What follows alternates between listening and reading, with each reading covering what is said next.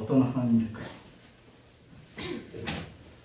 여러분이 믿는 하나님은 아브라함이 믿었던 하나님일까요? 다윗이 믿었던 하나님일까요?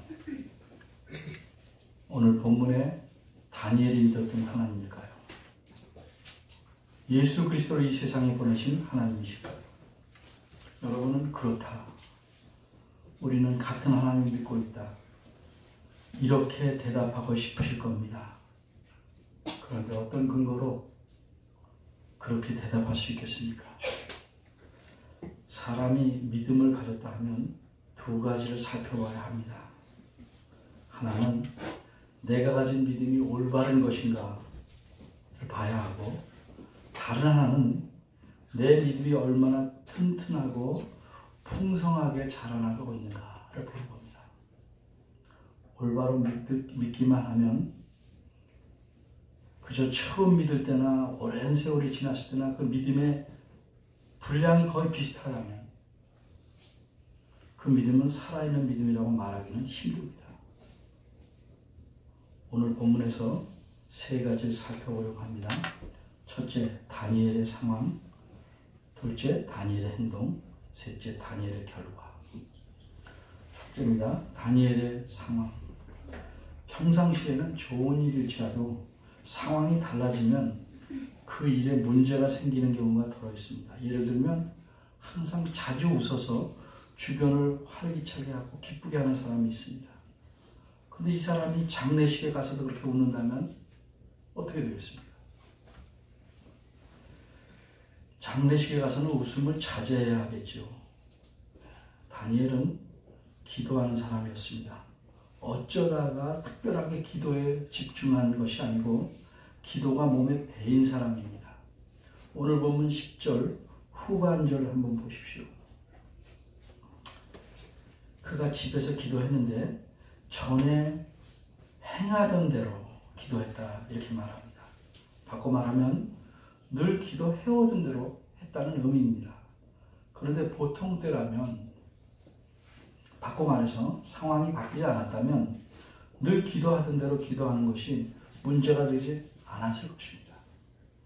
그런데 이젠 상황이 바뀌어서 기도하는 것이 생명의 위협이 될 수 있게 되었습니다. 그럼 이 바뀐 상황은 어떤가? 10절 처음에 보면 이런 말씀이 있습니다. 다니엘이 이 조서에 어인이 찍힌 것을 알고도, 이 말에서 우리가 알 수 있는 사실은 조서에 어인이 찍힌 상황이 되었던 겁니다. 그럼 여기서 조서와 어인은 각각 무엇인가? 어른들은 다 아시겠지만 어린이들을 위해서 짧게 설명합니다. 조서는 왕이 자기 뜻을 백성들에게 알리는 문서입니다. 그리고 어인은 왕의 도장입니다. 그럼 조서에 어인이 찍혔다는 건 무슨 의미입니까? 조서에는 어인을 찍어야 그것이 왕의 명령으로 효력이 있습니다. 다시 말해서 왕이 조서 안에 쓰인 내용대로 모든 것을 행할 것이다 하는 의미입니다. 그러니까 우리는 이 조서에 어떤 내용이 쓰였는지를 알아야 됩니다. 그 내용은 무엇입니까? 그건 7절 하반절에 있습니다. 그 앞에. 그것은 한마디로 이제부터 앞으로 30일 동안에 누구든지 왕 이외에 어느 신에게나 사람에게 무엇을 간구하면, 기도하면 사자굴에 던져 죽이기로 한다는 겁니다. 그러니까 이 조서는 백성들로 하여금 왕 이외에는 누구에게나 아무것도 구하지 말라고 금지시킨 명령, 즉 금령입니다. 이 금령을 쓴 조서에 왕이 도장을 찍으면 왕조차도 그 내용을 바꿀 수가 없게 되었습니다. 8절이 말하고 있습니다. 이것이 다니엘이 기도하던 평소와는 전혀 다르게 매우 위험해진 상황입니다.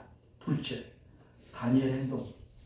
이처럼 기도하거나 왕외에 다른 신이나 누구에게 간구하는 일을 전혀 못하게 하는 내용의 조서가 선포되었다는 것을 다니엘이 잘 알았습니다. 이게 무슨 뜻입니까? 그것은 다니엘이 왕의 도장이 찍혀서 공포된 그 문서가 어떤 효력을 지니고 그 금지한 명령을 어기면 자기 운명이 어찌 될 것인지도 잘 알고 있었다는 의미입니다. 이처럼 금지된 명령을 분명히 알게 된 다니엘이 집으로 돌아와서 어떻게 행동했습니까? 그는 이제껏 해오던 대로 했습니다. 그렇게 하면 그것이 바로 금지령을 위반하는 것이고 자신의 생명을 포기하는 것임을 알면서도 그는 여전히 예전처럼 행동했습니다. 왜 그랬을까요? 다니엘이 미련해서 그랬을까요? 아니면 죽고 싶어서 그랬을까요? 이렇게 행동한 다니엘에 대해서 좀 더 생각해 봐야겠습니다. 다니엘은 왕의 조서가 선포되었음을 알고도 기도합니다.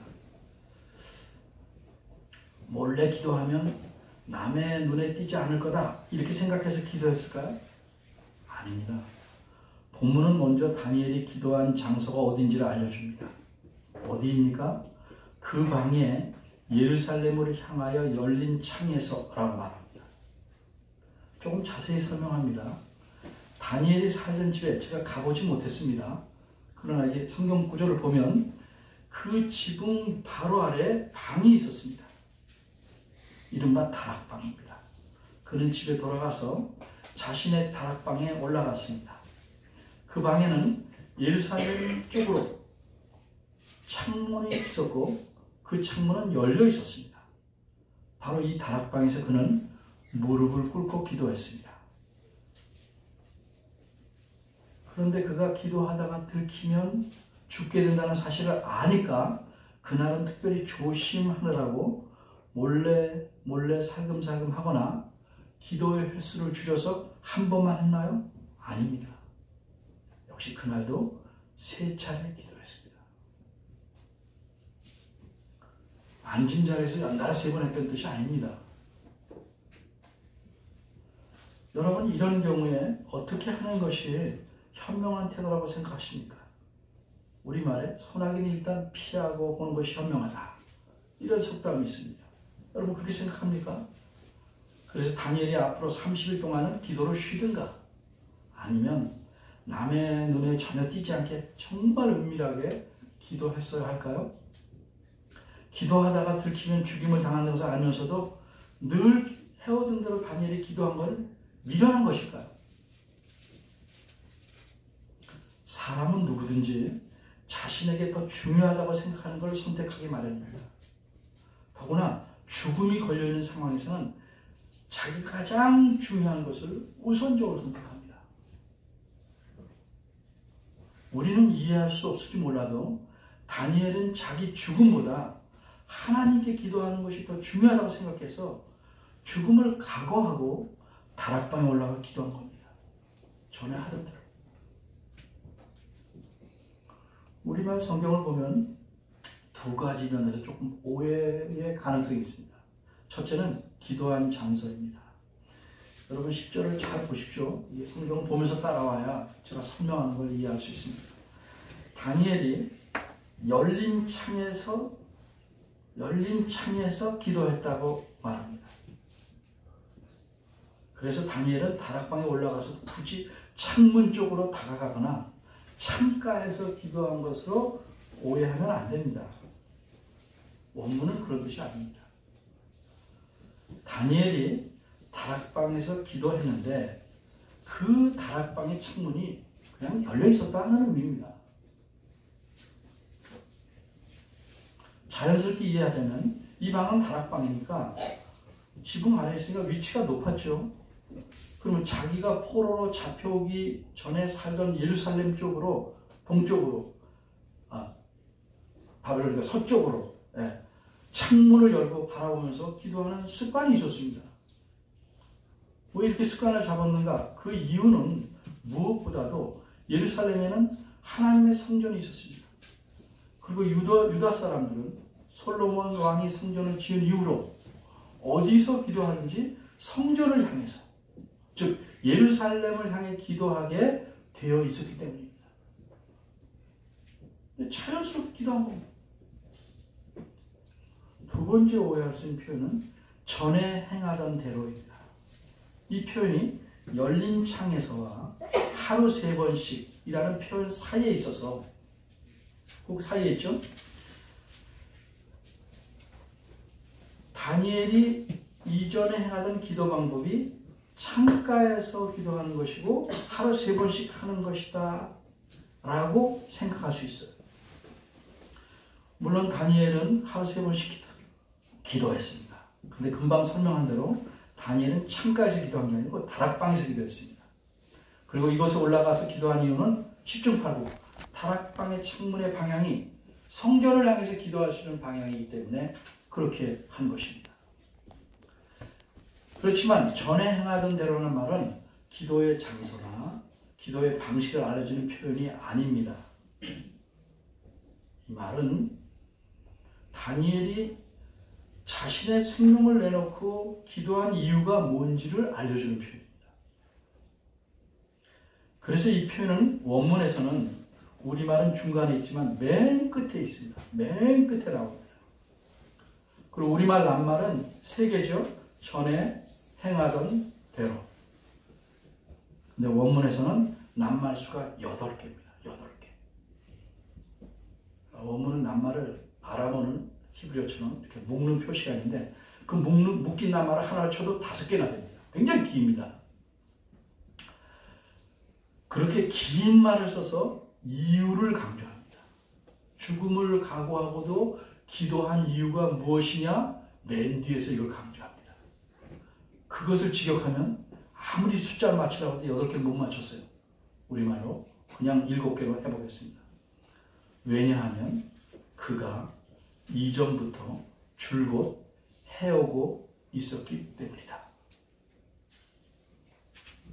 이렇게 긴 말입니다. 왜 그가 죽음을 각오하고 기도했는가? 왜냐하면 그가 이전부터 줄곧 해오고 있었기 때문이다. 그럼 여기서 이전부터라는 구체적으로 언제부터인가 꼭 집어서 말할 수는 없지만 다니엘 1장에 오늘은 6장이고요. 1장에 다니엘이 등장합니다. 이때 다니엘은 약 한 70년 전이니까 어리다고 할 만큼 젊은 다니엘입니다. 그때 다니엘은 왕이 제공하는 음식을 거절하고 채식만 먹겠다 고집합니다. 왜? 왕이 제공한 음식은 하나님께서 금하신 음식이다 라고 생각했기 때문입니다. 이처럼 다니엘의 경건하고 강직한 태도에 비춰볼 때 이전부터라는 게 다니엘 1장 때부터라고 말해도 괜찮을 겁니다. 이때가 주전 605년이에요. 포로로 잡혀온 때가. 그리고 현재 다리오 왕 이때는 주전 539년이나 8년이니까 정확히 말하면 66년이나 7년 이상 됩니다. 따라서 이전부터라는 말은 뭐예요? 지난 70년 그의 기도가 뭔지를 알고 기도한 때, 그렇죠? 그의 전생이라고 말할 수 있습니다. 어쨌든 학자들의 계산으로는 최소한 현재 80세 이상이 된 다니엘이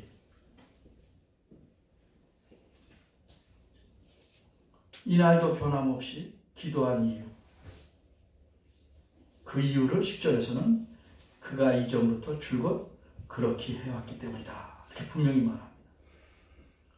이 표현을 통해서 다니엘이 신앙의 사람이고 기도의 사람임을 알 수 있습니다. 그러게 다니엘은 평생을 유지해온 하나님께 기도하고 감사하고, 이 감사하다는 찬양하다는 말인데 찬양하던 일을 자기 생명을 건져보려고 멈출 수가 없었습니다. 다니엘에게 생명보다 더 중요한 것은 하나님께 기도하고 예배하는 일이었습니다. 일주일에 겨우 한 번 아니고 하루에 한 번도 아니고 하루에 3번씩 그렇게 하는 일이었습니다. 만일 다니엘이 요즘 그리스도인이라고 자처하는 사람들 본다면 아마도 통곡을 하거나 놀라서 쓰러질 겁니다. 일주일에 한 번 예배하는 것도 빠질 수 있는 그럴듯한 명분만 있으면 빼먹습니다. 예배한다고 참석은 해도 다른 것에 정신을 쏟고 있거나 동면하는 곰처럼 수면 아래로 깊이 가라앉아 있습니다. 또는 자신만 아는 여러 가지 핑계로 예배를 기피합니다. 이런 사람이 너무 많습니다. 셋째, 다니엘의 결과. 다니엘이 이전부터 해오던 대로 변함없이 다락방에 올라가 기도하는 결과는 어떻게 되었습니까? 다니엘 스스로가 예상하던 바대로 되었습니다. 11절입니다. 그 무리들이 다니엘이 한 행동을 발견했습니다. 여기서 그 무리들은 누굽니까? 그 무리들은 4절에 있는 바대로 총리들과 방백들입니다. 풀어 말하자면 다니엘을 시기하는 그 나라의 모든 관료들입니다. 사방이 다 적입니다. 다니엘을 죽이려는 적입니다. 오늘 본문 앞쪽에 있는 내용 1에서 9절을 보면 이 사람들은 사전에 미리 치밀하게 각본을 짰습니다. 그리고 왕을 부추겨서 왕의 그 교만함, 왕의 그 스스로 자기가 이렇다 하는 그런 걸 부추겨서 30일 동안 왕에는 다른 사람에게, 다른 신에게 기도하지 못하도록, 간구하지 못하도록 금지령을 내도록 했습니다. 이들은 다니엘만을 유일한 표적으로 삼고 함정에 빠뜨린 겁니다. 11절을 보니까 그들이 세운 다니엘을 사자굴에 빠뜨려 찢어 죽이려고 하는 이 이른바 사자굴 작전은 정말 주도 면밀합니다. 다니엘이 금지령을 위반한 현장을 목격하려고 이 사람들은 미리부터 기다리고 있었습니다. 마침내 다니엘이 하나님께 기도한 장면이 3번 중에서 어쩐지 카메라에 포착되었습니다. 13절을 보면 그들이 단순히 다니엘이 한 번 기도한 것만을 발견한 것이 아닙니다. 그들은 최소한 하루 종일을 잠복 공부했습니다. 그래 그들은 다리오 왕에게 뭐라고 합니까? 다니엘이 하루에 3번씩 기도합니다. 다 봤습니까? 이렇게 말할 수 있었습니다. 이처럼 철저하게 다니엘을 감시하고 관찰하여 다니엘이 빠져나갈 수 없을 만큼 나타나는 증거를 찾아낸 뒤에 그들은 왕에게 나가서 말합니다. 16절을 보면 결국 다니엘은 사자굴에 던져집니다. 다니엘이 각오하고 하나님께 기도했는데 과연 그대로 생명을 잃게 되는 결과에 이르는 것입니다. 그럼 오늘 본문의 기록 목적은 무엇일까요? 왜 이런 걸 기록해 놨을까요? 저는 한 구절만 본문으로 삼아 설교하고 지금 있습니다만 사실 이 한 구절은 다니엘 6장 전체의 한 부분입니다. 그러게 6장 전체를 마음에 두고 기록 목적을 생각해 봐야 합니다. 6장 전체 본문은 다니엘의 신앙을 찬양하기 위해서 기록된 것일까요? 먼저 16절을 보겠습니다. 16절입니다. 다리오 왕은 사자굴로 끌려가게 된 다니엘에게 뭐라고 말합니까? 너의 항상 섬기는 네 하나님이 너를 구원하시자 이렇게 말합니다. 이처럼 다리오 왕이 인정할 만큼 다니엘은 자신의 하나님을 계속해서 신실하게 섬겨왔습니다. 이런 사실은 다니엘을 죽이려는 모든 사람들도 인정합니다. 5절에 보면 그들은 이 다니엘은 그 하나님의 율법에 대해서 틈을 얻지 못한다면 우리가 그를 고소할 수 없을 것이다 이렇게 말합니다. 그들은 다니엘이 왕의 법과 하나님의 법에 부딪힐 경우에 분명히 하나님의 법을 우선적으로 존중해서 지킬 것임을 잘 알고 있었습니다. 그만큼 다니엘을 죽이려는 사람들에게까지 하나님을 우선으로 섬기는 사람으로, 목숨을 내놓고도 섬기는 사람으로 인정받고 있었습니다. 다니엘은 이처럼 훌륭한 신앙의 인물입니다. 그런데 정말 이상하게 다니엘 6장에서는 다니엘을 본받으라는 어떤 시도를 하지 않습니다. 다니엘이 신앙의 사람인 건 분명한데 그를 닮아라 이런 시사가 전혀 없습니다. 다니엘을 가리켜 20절에 가면 하나님의 종이라고 부르기까지 한 다리오 왕조차도 다니엘이 사자굴에서 살아난 이후에 그 왕이 다니엘의 신앙을 극찬하거나 온 국민에게 다니엘을 본받으라는 조서를 내리지 않습니다. 왜 그럴까요? 이유는 간단합니다. 다니엘 6장 본문의 초점은 다니엘이 아니기 때문에 그렇습니다. 다니엘의 그 좋은 무엇을 신앙을 혹은 뭐를 본받으라는 것이 본문의 메시지가 아니기 때문에 그렇습니다. 그럼 이 본문의 메시지는 어디에 있을까? 본문의 초점은 어디에 있을까?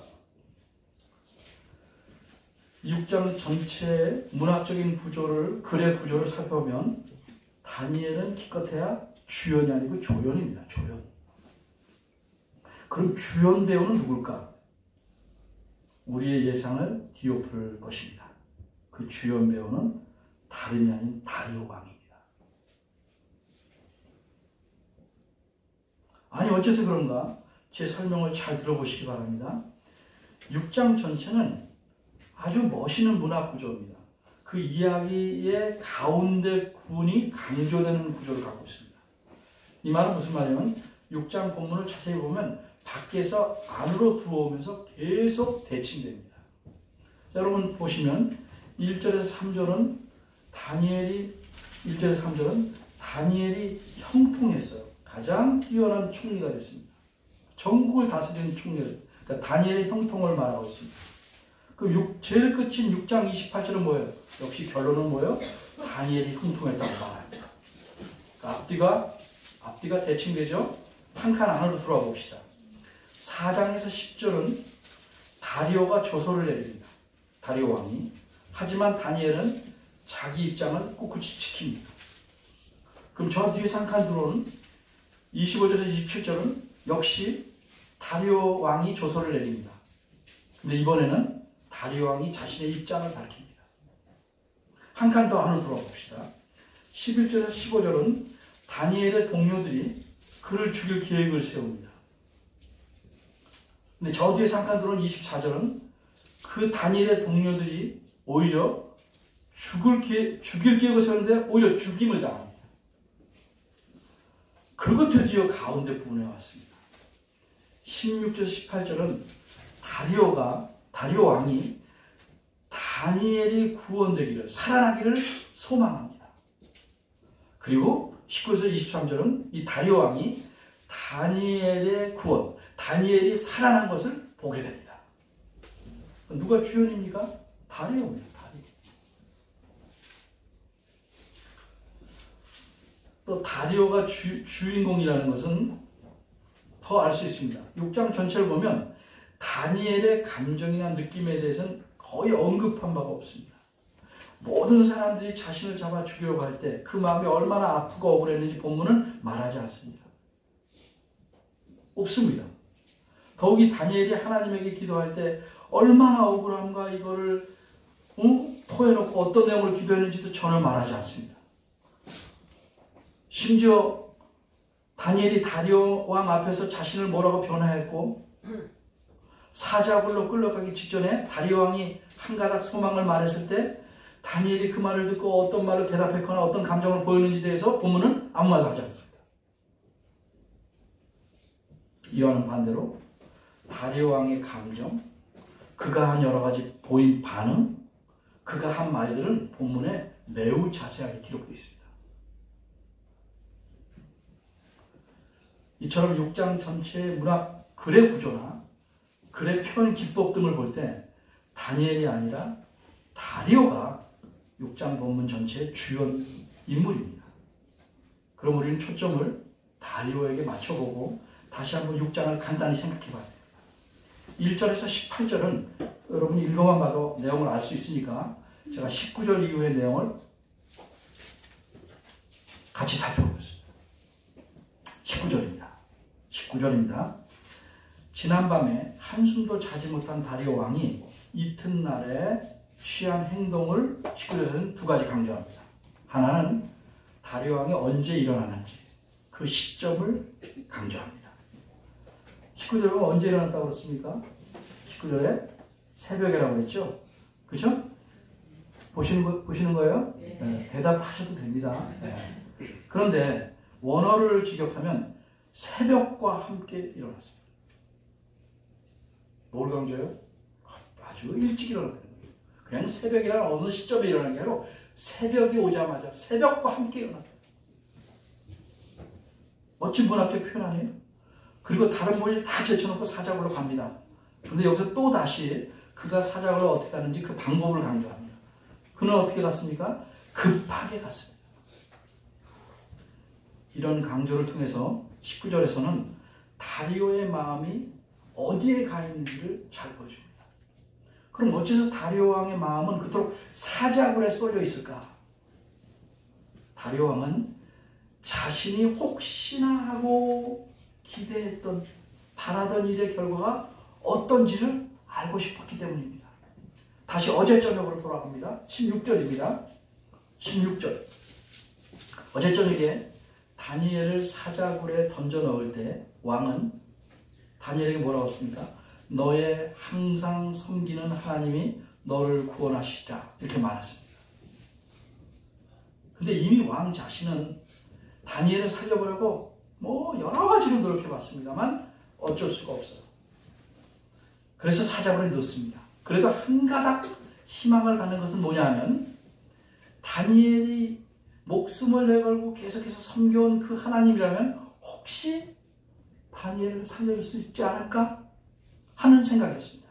그래서 그는 그렇게 말한 겁니다. 무슨 확신을 갖고 말한 게 아닙니다. 여기 다리오 왕의 말에서 강조되고 있는 요소를 좀 드러내기 위해서 제가 직역하면 이렇습니다. 내가 계속하여 경외하여 섬겨온 너의 하나님, 그분이라면 혹시 너를 구원하실지도 모른다 이렇게 말한 겁니다. 다니엘을 위해서 더 이상 아무것도 할 수 없는 왕으로서는 다니엘의 하나님에게 희망을 걸 수밖에 없었습니다. 그러나 과연 자기가 그 희망한 대로 기대한 대로 이루어질 수 있을지는 알 수 없었기 때문에 왕은 밤새 엎치락 뒤치락 거리다가 새벽이 되니까 급히 사자굴로 달려간 겁니다. 근데 어제 다리오 왕이 한 말은 정말 하나님을 믿고 확신해서 한 말은 아니었습니다. 왕은 그저 하나 남은 그 가느다란 기대와 소망을 그렇게 표현한 겁니다. 그래서 그는 사자굴에 가까이 이르자 다니엘을 부릅니다. 하지만 왕의 마음은 어때요? 그건 희망이었지. 그렇게 철저히 믿은 게 아니니까 결과를 이미 알고 체념한 사람의 마음과 같아서 그런 마음에서 나오는 목소리는 어때요? 슬플 수밖에 없었죠. 20절입니다. 그는 슬피 소리질러 이렇게 물었습니다. 살아계시는 하나님의 종 다니엘아, 내가 계속해요 경외하며 섬겨온 너의 하나님께서 과연 너를 사자들로부터 구원해내실 수 있었느냐? 이 직역한 겁니다. 이 질문에서 알 수 있듯이 다리오 왕은 다니엘이 목숨을 걸고 섬겨온 하나님의 종 다니엘을 사자들로부터 건져낼 만큼 능력이 있는 신인지 아닌지 그게 궁금했던 겁니다. 비록 다니엘을 가리켜 살아계시는 하나님의 종이라고 말을 했지만 그건 표현상으로 하나님이 살아계심을 인정하는 듯이 보이는 거지. 만일 하나님이 다니엘을 구원하지 못했다면, 그런 능력이 없다면 적어도 다리오 왕에는 뭐예요? 살아계신 하나님이 아니에요. 그는 죽은 하나님.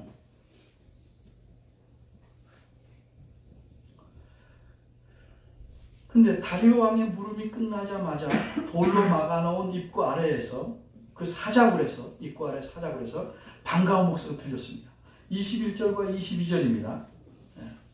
다니엘의 대답이 기록되어 있습니다. 다니엘은 먼저 다리오 왕께 인사를 올리고 나서 이렇게 말합니다. 나의 하나님께서 자신의 천사를 보내셔서 사자들의 입을 봉하셨습니다. 그래서 그 사자들이 나를 해치지 못하였습니다. 어째서 이런 일이 일어나야만 할까? 사실 하나님은 다니엘을 그냥 놔두실 수도 있습니다. 바꿔 말해서 그냥 죽게 놔둘 수 있습니다. 다니엘은 스스로 목숨을 이미 내놓고 왕의 금지령을 어겼습니다. 그래서 다니엘이 설사 사자들에 죽는다 그래도 다니엘 자신이 하나님을 부인할 일 없어요. 근데 문제는, 하나님 보신 문제는 다리오입니다. 다리오. 이 다리오 왕은 자신이 살릴 수 없었잖아요. 자신이 할 수 없었던 일을 하나님에게 떠넘기고 말한 거예요. 그리고 한 가닥 소망을 하나님께 걸고 기대 반 체념 반인 자세를 취하고 있었습니다. 그런데 이 다리오 왕의 기대는 하나님을 믿는 믿음에 근거한 것이 아니고 또 그것조차도 신라같이 가느다란 것인데, 인간적인 표현을 쓰면 그런 신라같이 가느다란 그 다리오 왕의 희망, 이것 때문에 하나님은 부담을 갖지 않을 수 없는 겁니다. 제가 나를 어떻게 생각할까? 그 부담이에요. 만약 하나님께서 다니엘이 죽도록 가만히 계시면 하나님은 어떤 분이 됩니까? 다리오 왕이 볼 때 자기와 같은 수준이에요. 다니엘을 위해서 아무것도 할 수 없는 그런 무능한 신으로 취급될 수밖에 없는 겁니다. 다니엘이 언제나 계속해서 섬겨왔고, 게다가 다니엘이 지금 목숨을 내놓고 따르는 그 하나님이 자신의 종을 그대로 죽도록 내버려뒀다. 다리오 왕에게 그렇게 하나님이 보인다면 하나님은 다리오 왕에게는 더 이상 사시는 하나님일 수가 없습니다. 그러니까 이 다리오 왕이 가진 정말 기대 같지도 않은, 믿음에 근거하지도 않은 이 진짜 그 참 아주 희미한 소망 때문에 하나님은 자신이 참된 하나님이심을, 신실한 하나님이심을 입증해야 될 부담을 안게 된 겁니다.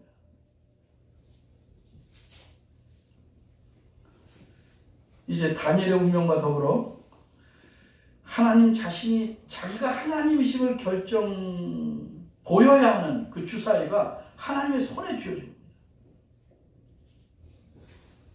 다니엘이 사자굴 속에 던져지자 사자들은 달려들게 되었죠. 그러나 그런 일은 안 벌어졌어요. 왜? 하나님께서 이미 필요한 조치를 다 취해 놓으셨기 때문입니다. 그래서 다니엘은 전혀 해를 입지 않았습니다. 어떤 정신나간 학자가 이렇게 말해요. 사자들이 마침 배가 불러서 다니엘을 안 잡아먹었다. 근데 사실은 그런 것이 아니고 하나님의 돌보심으로 사자들이 잡아먹거나 해칠 수가 없었습니다. 그런 사실이 어디서 입증됩니까? 사자들이 굴에 다시 투입되는 먹이를 보고, 누가 투입돼요? 다니엘을 참소한 사람들에게, 그달에 그 사람들이 사자굴로 던져지잖아요. 그 사람들에게 사자들이 어떻게 했는지 보면 잘 알 수 있습니다. 24절입니다. 사자들은 전날 밤에 먹고는 싶지만 먹을 수 없는 이상한 먹이, 하룻밤을 내내 보냈어요. 그 다음 날은 뭐예요? 무더기를 쏟아지는 먹이들을 보자 밤새 약도 올랐죠. 배고픔도 극에 달했죠. 그들이 굴 밑바닥에 떨어지기도 전에 그들을 움켜서 뼈까지도 부서뜨리는 사나움을 보였습니다. 배불러서 안 먹은 거 아닙니다. 22절에서 다니엘의 한 말을 좀 더 들어봅시다. 다니엘은 왕에게 이렇게 말합니다. 사자들이 자신을 해치지 않은 사실은 곧 다니엘 자신이 하나님과 다리오 왕에게 무죄하다는 증거라고 말합니다. 고대 법에서는 일반적으로 형벌을 줬는데 예상했던 결과가 안 일어나면 그것은 그 사람이 무죄다, 이렇게 강조했습니다. 이를테면 어떤 범죄자를 묶어서 깊은 물에 빠뜨리는데 만일 그가 죽지 않고 살아나면 그것이 곧 그의 무죄를 입증하는 것이었습니다. 다니엘의 사자굴 사건도 그와 같은 겁니다. 다니엘이 조금도 다치지 않았다는 소식을 직접 듣게 된 왕은 너무도 기뻐서 그를 굴에서 끌어올렸습니다. 올려와서 살펴봅니다. 과연 그의 말대로 그런지 그의 몸이 조금도 상하지 않았습니다. 이로써 다니엘이 뭐예요? 완전 무지함이 드러났습니다. 그럼 반대로 누가 유죄입니까? 그를 참소한 자들이 유죄로 입증됩니다. 그래서 메대와 바사 나라입니다. 법에 따라 무죄한 자를 죽이려던 자들과 그의 가족들이 모두 사자굴로 던져집니다. 그래서 목숨을 잃게 됩니다. 이게 24절까지 이야기입니다.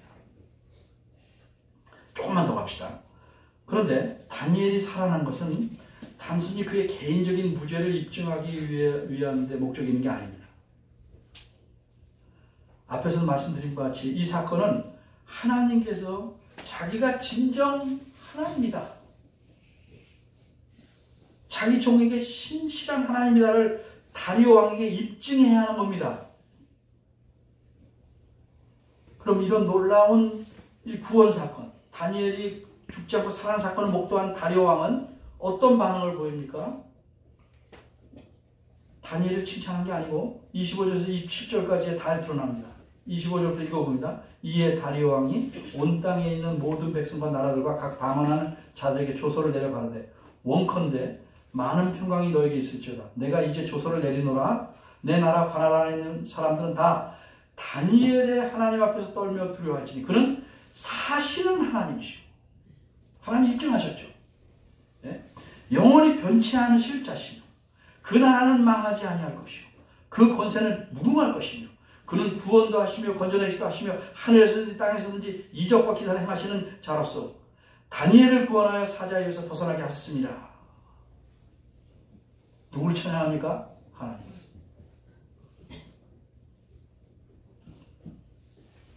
마침내 다리오 왕은 다니엘이 자신의 목숨 바쳐 섬긴 그분이 살아계신 하나님이신 줄 알았습니다. 다니엘이 목숨을 다 바쳐 섬길 만한 그런 가치가 충분하신 하나님인 줄 알았습니다. 뿐만 아니라 그분은 무궁한 권세로 영원히 자신의 나라를 다스리는 변치 아니하시는 하나님이신 줄 알았습니다. 이게 바로 본문의 메시지입니다. 이런 하나님을 알리기 위해서 본문이 기록된 겁니다. 자신의 생명을 바쳐 헌신할 만한 가치가 있는 사람이, 내 생명을 바쳐 헌신할 만한 가치가 있는 하나님, 이런 하나님을 알려주는 것이 본문의 기록 목적입니다. 다리오 왕은 자신의 가난한 모든 지역의 거민들에게 다니엘의 하나님 앞에서 떨며 두려워하라고 명령합니다. 그분만이 진정한 왕이시고 살아계셔서 영원히 망하지 않을 나라를 다스리는 왕이심을 다리오가 깨달았기 때문입니다. 여러분은 어떤 하나님 믿고 계십니까? 아브라함이 믿던 하나님입니까? 모세가 믿고 섬기던 하나님입니까? 다윗이 믿던 하나님입니까? 다니엘이 믿었던 하나님입니까? 우리가 믿는 하나님은 아브라함, 모세, 다윗, 다니엘, 그 밖에 수많은 구약의 성도를 믿고 섬기던 하나님이십니다. 이 하나님이 자기 아들을 세상에 보내시어 자기 백성의 모든 죄들을 대신하여 십자가에 죽게 하시고 사흘 만에 다시 살아나게 하신 그 하나님이십니다. 여러분 과연 이 하나님을 믿습니까? 여러분에게 하나님은 얼마나 가치가 있는 분입니까? 1924년에는 프랑스 파리에서 올림픽이 열렸습니다. 그런데 이때 영국 선수단에서 큰 소동이 벌어졌습니다. 난리가 났습니다. 한 육상 선수가 출전하지 않겠다는 겁니다. 그는 22살의 청년으로서 100m 달리기 금메달 유망주였습니다. 올림픽의 금메달. 개인이나 국가나 매우 소중히 여긴 겁니다. 그가 출전하지 않겠다는 이유는 단 한 가지. 그 시합이 주일에 열릴 때입니다. 선수단의 높은 사람들이 여러모로 설득합니다. 나라를 위해서 출전해라. 어쩌다 한 번 아니냐. 한 번 주일 못 지키는 걸 왜 네 인생 전체와 바꾸려고 하냐 등등. 그러나 이 사람 에릭 리델은 끝까지 거부했습니다. 출전하지 않습니다. 그분은 어떻게 되었는가? 책과 영화가 다 나와 있습니다. 어릴 때 또 늦게 예수님을 믿게 된 분은 초기에 자기 신앙이 자라나는 초석이 되는 몇 가지를 몸에 배게 하지 않으면 평생 힘듭니다. 그게 뭐예요? 주일 잘 지키기, 규칙적으로 성경 읽기, 당당하게 식사기도 하기 등등 아주 기본적인 겁니다. 이게 몸에 배이지 않으면 나이가 훨씬 더 들어서도 계속 이 문제 때문에 신앙 성숙에 걸림돌이 됩니다. 그러면 어떻게 됩니까? 결혼하고 나면 자녀들도 자기와 같은 신앙 수준을 넘어서지 못하는 경우가 너무 많습니다. 부모한테 뭘 배우겠습니까?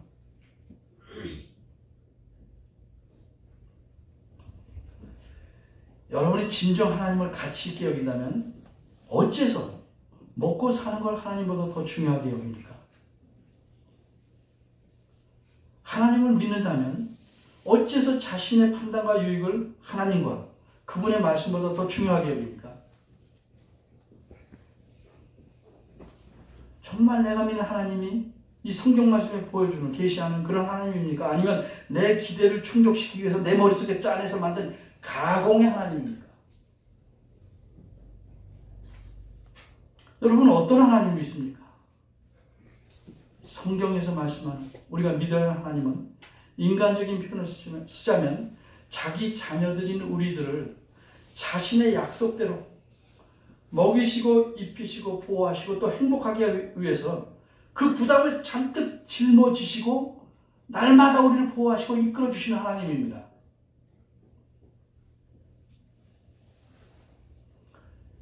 이것이 거룩하신 하나님이 우리에 대해서 갖는 부담입니다. 책임감이죠. 여러분은 이런 하나님 앞에서 어떤 자세로 살아가야 마땅하다고 생각하십니까? 하나님 앞에서 어떻게 행동하는 것이 바람직하다고 생각하십니까? 기도하겠습니다.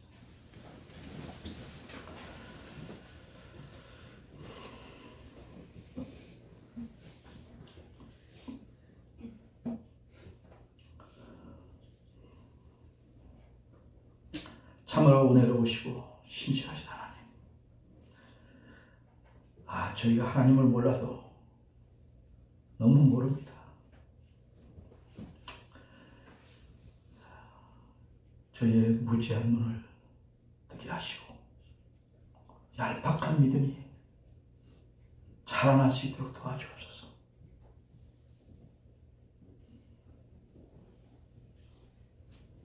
하나님 말씀보다 더 우선적인 것이 없고 하나님이 내 생명보다 우리의 삶보다 소중하고 가치 있는 분임을 잊지 않게 도와주옵소서. 예수님 이름으로 기도합니다. 아멘. 다 같이 일어나서 성경 7장 보시겠습니다.